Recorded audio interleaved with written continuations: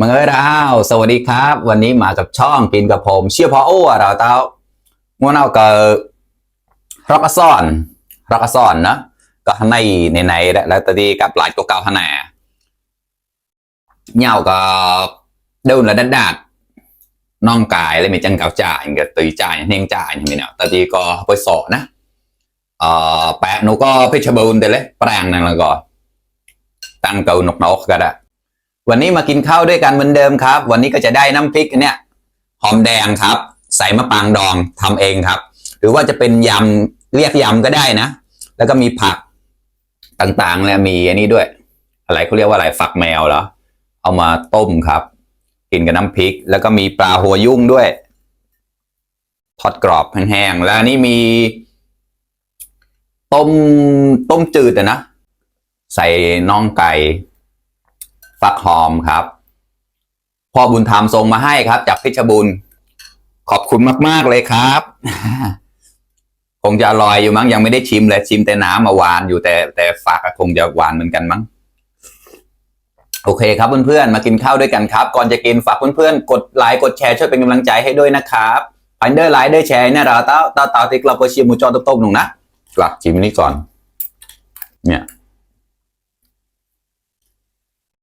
ยำหอมแดงหรือว่าน้ำพริกหอมแดงก็เรียกได้นะเนี่ย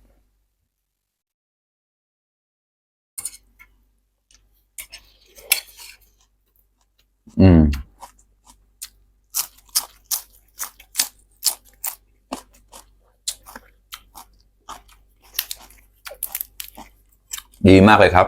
ข้อมากันแล้วละแรกๆมันก็คิดมัวดีปล่อยตอนมีหน้าเชียร์กับปองตามแล้วเนาะ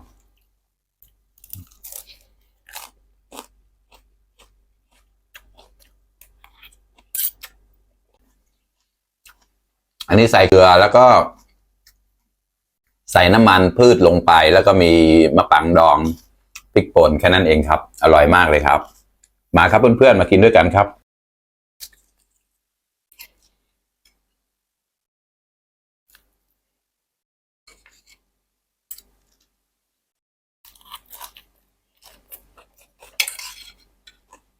อืม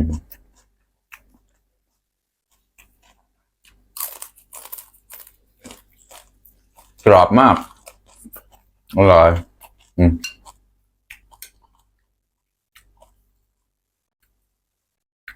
นี่ครับน่องใหญ่ๆเลยครับอร่อยใส่เห็ดหอมด้วยนะครับเนี่ยดาดก็ได้แล้วนะ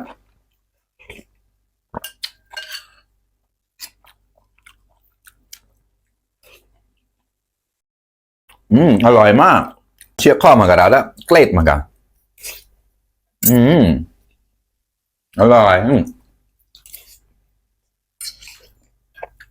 โอเคขอบคุณมากๆนะครับป๋าผมจะเรียกเขาว่าป๋าอร่อยอร่อยมีอะไรก็ส่งมาให้ตลอดเลย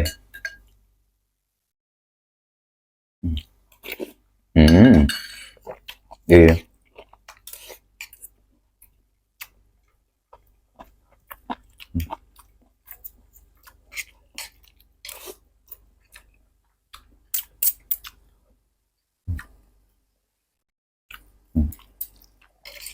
ใส่นี่เข้าไปพอใช้เท้าครับ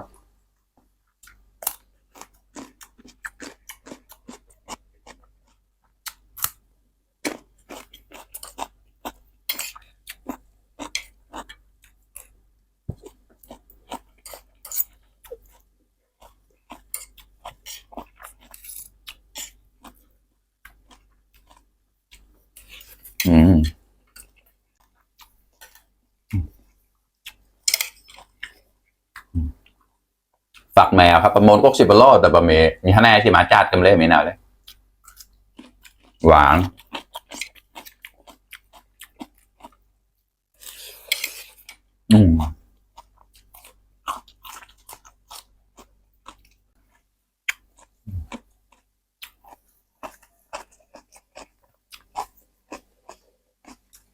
ยาเมาปุยยอดมะตุ่มครับ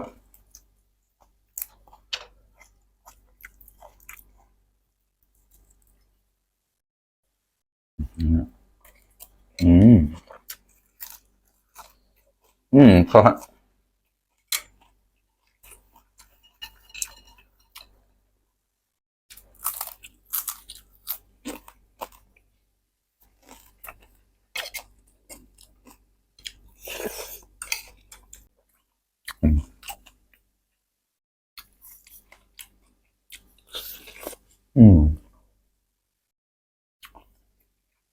เปื่อยดีมากเลยครับพระรอกข้อมกัน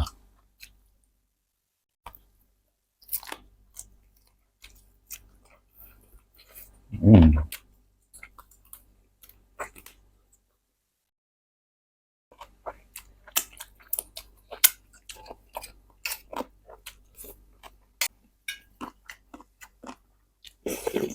อืมดีมากเลย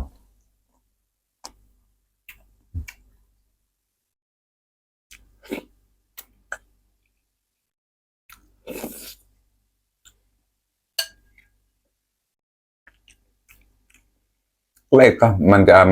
มากเลย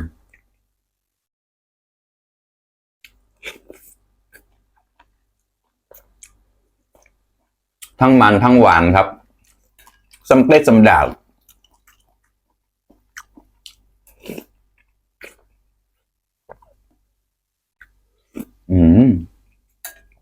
ดีมาก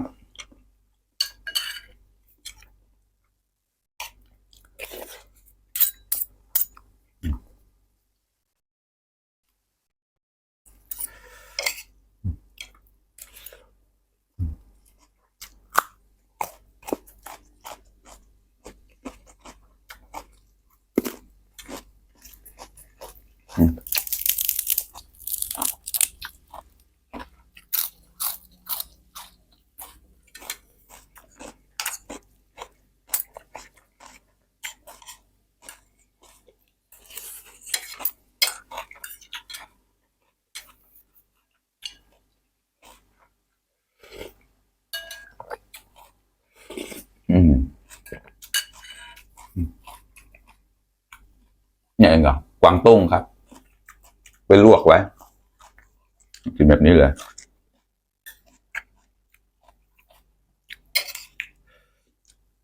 อืม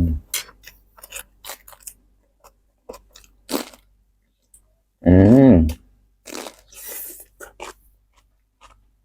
ดีมากเลยครับ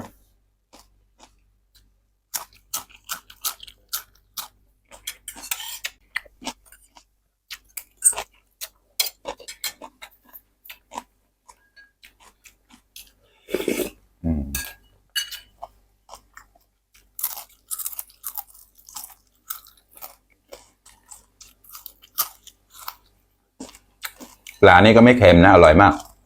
บิบเดอร์หมูแซ่บครับก็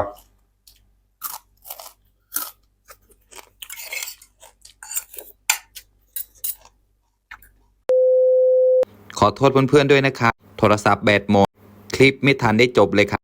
ขอเพื่อนๆฝากกดไลค์กดแชร์ช่วยเป็นกำลังใจให้ด้วยนะครับก็เล่าแล้วนะเราเต้าพอตัดพัทรีออดต้องกูเวลาเก่านะพันเดอร์ไลเดอร์แชร์เนี่ยเราเต้าพันก็สหอดนี้ตั้งเกินระอาว